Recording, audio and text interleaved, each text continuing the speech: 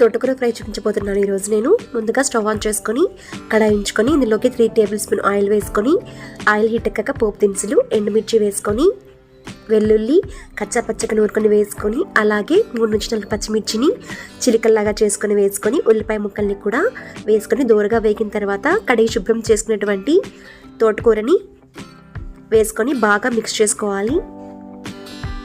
ఇప్పుడు ఇందులోకి కొద్దిగా పసుపుని యాడ్ చేసుకొని ఇంకొకసారి బాగా మిక్స్ చేసుకొని మూత ఉంచేసుకొని ఒక 5 నిమిషాలు కుక్ చేసుకోవాలి.